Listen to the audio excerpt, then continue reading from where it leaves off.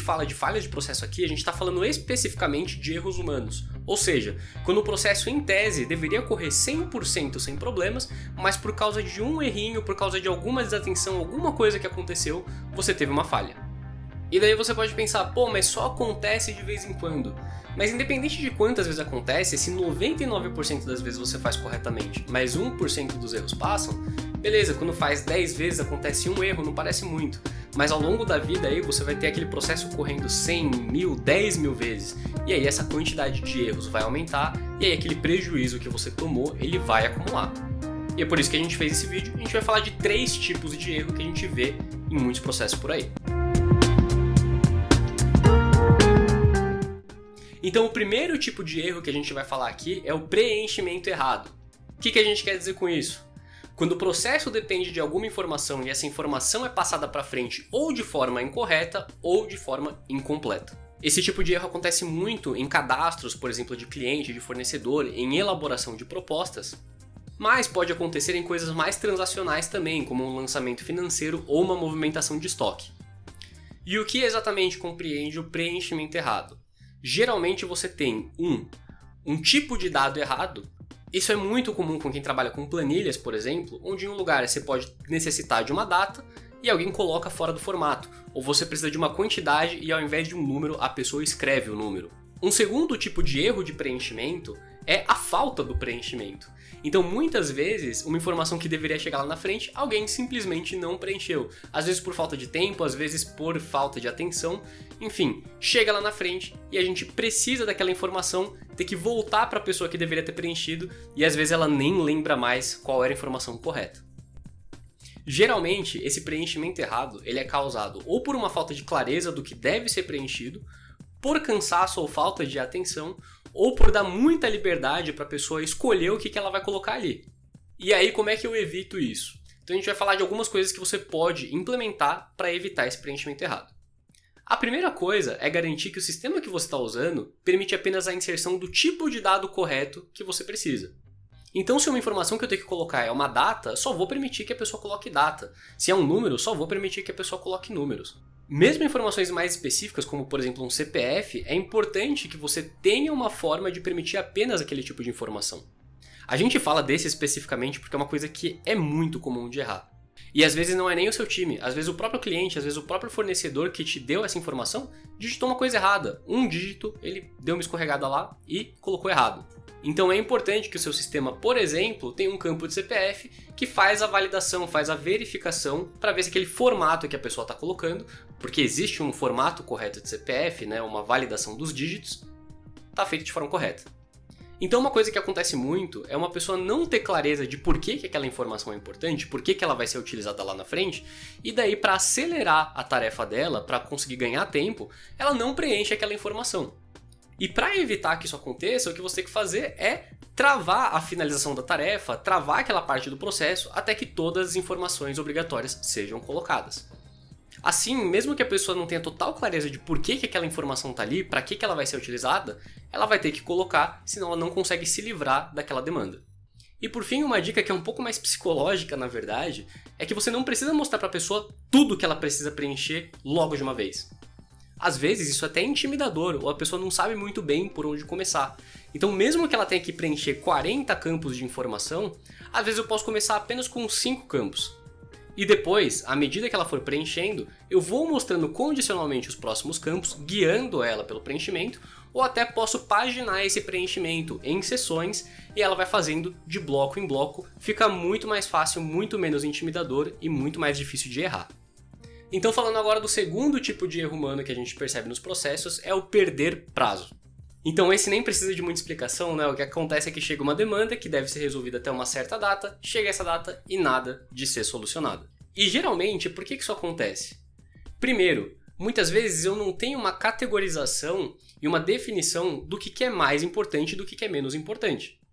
Tudo chega de uma vez e aí cabe a pessoa resolver, e muitas vezes ela vai resolver na ordem que chegou se ela não tem clareza de que uma coisa é super importante. Qual que é o problema disso? Às vezes você tem uma demanda que é muito mais importante que as outras, urgente, tem que ser resolvido hoje, mas porque ela chegou 10 minutos depois que as outras, ela entra numa fila e foi perdido o prazo daquilo.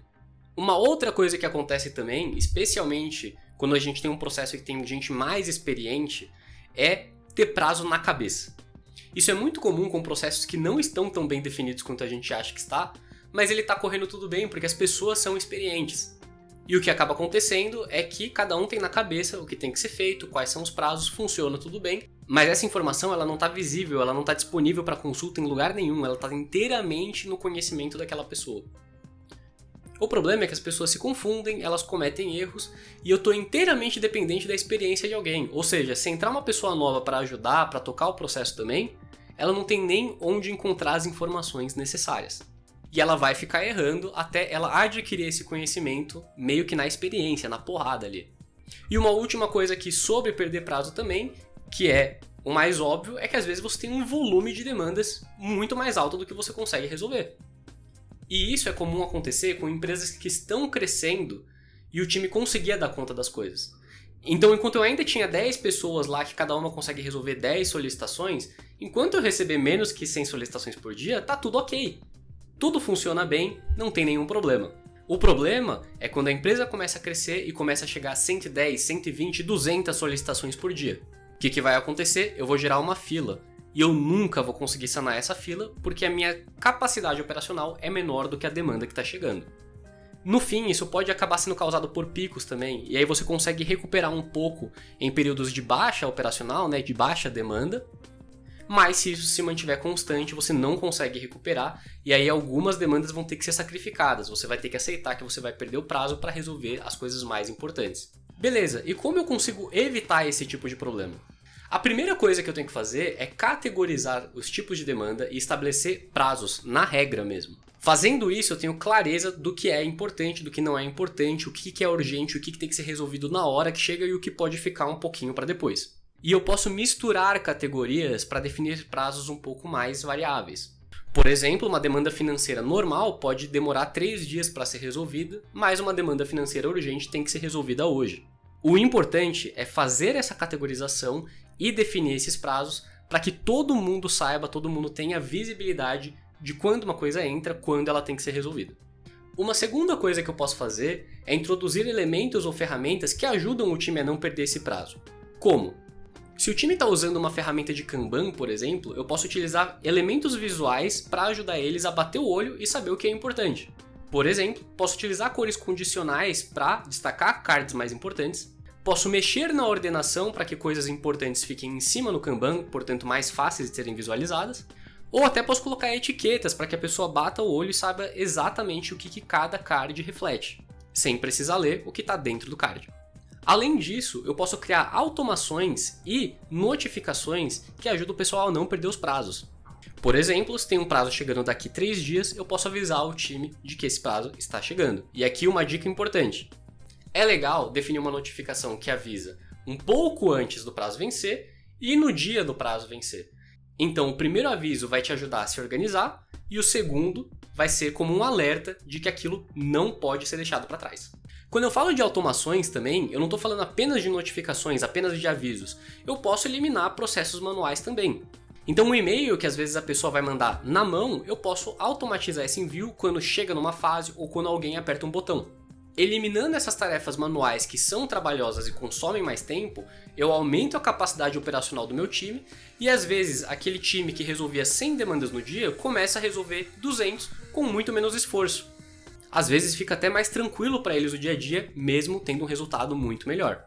Ah, beleza, então criei os elementos que ajudam o meu time, criei as automatizações, meu trabalho acabou? Não exatamente. Depois de feito tudo isso, é muito importante que você comece a medir, metrificar o que está acontecendo no processo. Por exemplo, se eu tenho um processo que está muito bem definido, é um Kanban com etapas, por exemplo, faz sentido eu começar a acompanhar quanto tempo cada solicitação ficou em cada fase. E isso é importante por quê? Para eu começar a identificar os pontos de gargalo e tentar entender o que está acontecendo. Nem sempre é tão óbvio por que um ponto está atrasando. Vamos dar um exemplo aqui. Num processo de recrutamento, você pode olhar e falar assim, mandar o link de agendamento da entrevista para o candidato. E falar, pô, isso é uma tarefa muito simples, deve ser pouquíssimo tempo. Só que se o recrutador precisa fazer isso manualmente, pegar o e-mail da pessoa, digitar o e-mail, criar o link da reunião, poxa, apesar de não ser super demorado, vai um tempo aí. e se o número de solicitações, se o número de coisas que ele tem que fazer é muito alto, eu vou começar a gerar uma fila e talvez eu comece a demorar mais tempo do que estava planejado. E aí, se eu identifico que nessa fase eu estou tendo um tempo muito alto, eu começo a suspeitar de que tem algum problema ali e eu posso ajudar, eu posso resolver com algum tipo de ferramenta. Uma coisa super importante de ficar acompanhando continuamente também é que um processo que está rodando bem hoje, pode ser que daqui 2 meses ele não está mais rodando bem. E aí tem inúmeros motivos, é alguma parte do processo que mudou, é alguma coisa que não está funcionando tão bem, às vezes é alguém do time que fazia uma coisa implicitamente muito bem, não estava definido no processo, ela saiu, outra pessoa entrou e essa pessoa não tem esse conhecimento e aí começou a gerar o gargalo. Então é importante medir continuamente para identificar esse tipo de situação assim que ela ocorre e evitar que isso vire um super problema lá na frente. Então vamos para o terceiro e último tipo de erro que a gente vai falar aqui hoje, que é a falha de comunicação. E esse talvez seja um dos tipos de erro mais estressantes que tem dentro de uma empresa, porque acaba virando um erro um pouco mais pessoal, as pessoas atribuem um pouco mais de culpa nesse caso. E entre essas falhas de comunicação, a gente pode citar algumas aqui. Por exemplo, 1. Não passar uma informação para frente. Então, quando chega em uma etapa do processo que outra pessoa deveria ser acionada, simplesmente não chega informação nela e o processo morre por ali, gerando atrasos. Um segundo caso que a gente pode mencionar é o entendimento errado do que era para ser feito. Então, às vezes você tem a comunicação, aquela informação ela foi passada para frente, só que a pessoa falou uma coisa e a outra pessoa entendeu outra coisa. E esse tipo de coisa pode acontecer sem culpa de ninguém. Às vezes uma pessoa pode ter se expressado mal, mas às vezes ela se expressou bem, só que a outra pessoa tinha um entendimento prévio que fez com que ela entendesse diferente. Só que no final o que acontece, ela vai lá, executa a tarefa errado e aí tem que ser refeito. E como um último caso aí, a gente pode citar o quê? A informação perdida ou escondida no meio do processo. Então, às vezes a informação foi relatada, foi comunicada, foi entendida corretamente, só que a ação necessária para aquela tarefa vai ser tomada só daqui, 2 semanas. E aí quando chega na hora de consultar aquela informação, onde ela tá? Ela tá no e-mail? Ela tá no WhatsApp? Ela tá em alguma outra ferramenta? Ninguém sabe dizer mais. E esse é um tipo de erro crítico, porque não encontrando essa informação, às vezes a gente altera uma decisão que foi tomada lá atrás. E isso afeta não apenas essa tarefa de agora, mas vários outros projetos que dependiam dela. E para resolver isso, o que a gente pode fazer? Primeira dica que a gente dá é: tenha uma ferramenta única e centralizadora das informações mais importantes. Então, se algo vai ser comunicado sobre uma tarefa, sobre um projeto, sobre alguma decisão estratégica da empresa, isso tem que ser comunicado num canal oficial e fácil de ser consultado pelas pessoas relevantes. O que isso quer dizer? E-mail, geralmente, é péssimo para isso.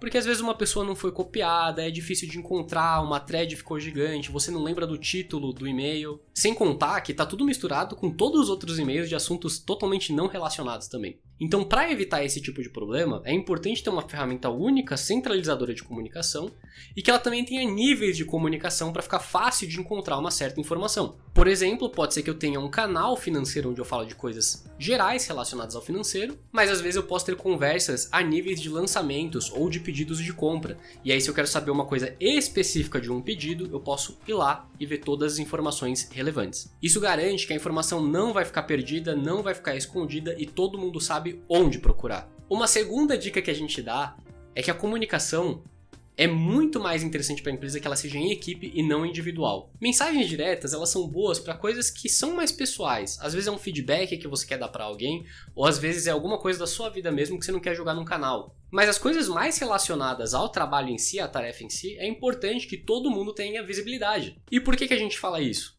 Primeiro, porque muitas vezes uma decisão pode ser tomada e outra pessoa que nem estava na discussão, mas vê aquela informação, ela pode dar uma opinião que evita algum erro. Então ela já viu alguma coisa parecida antes, ela tem experiência e ela já comunica ali. Outra coisa é que você evita que apenas a pessoa que está comunicando e a pessoa que recebe a comunicação tenham acesso à informação. E posteriormente isso serve para alinhar as informações também. Então se o time inteiro recebe uma informação e posteriormente isso é questionado, como que era para ser feito, quando era para ser feito, várias pessoas leram a mesma mensagem e chegam num consenso de qual que tinha sido a informação passada de verdade.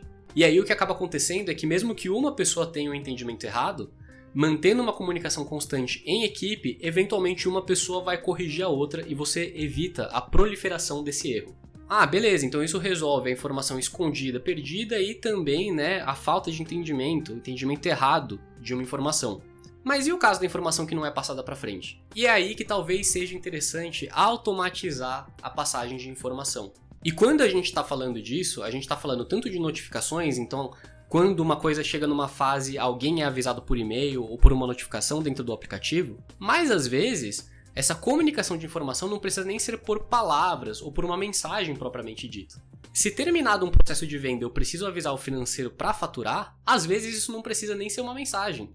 Pode ser só uma solicitação no processo do financeiro. E aí a pessoa que fatura os pedidos, ela vai ver que tem uma nova solicitação ali, no começo do dia dela, e vai seguir em frente com aquilo. E aí, criando essas regras a nível de sistema, a gente garante que não tem uma falha de comunicação porque alguém esqueceu de alguma coisa. Se a regra foi definida, se a automação existe, vai ser jogada a informação para frente. Então é isso, pessoal. A gente falou aí de 3 tipos de falha de processo, de erros humanos que causam problemas para times e empresas. E aí a gente também deu algumas ferramentas, alguns elementos que você pode colocar aí para evitar esse tipo de problema. Se você ficou interessado em algumas das coisas que a gente mostrou aqui e quer entender como o nosso time consegue ajudar, é só entrar em contato pelo link que a gente vai deixar na descrição.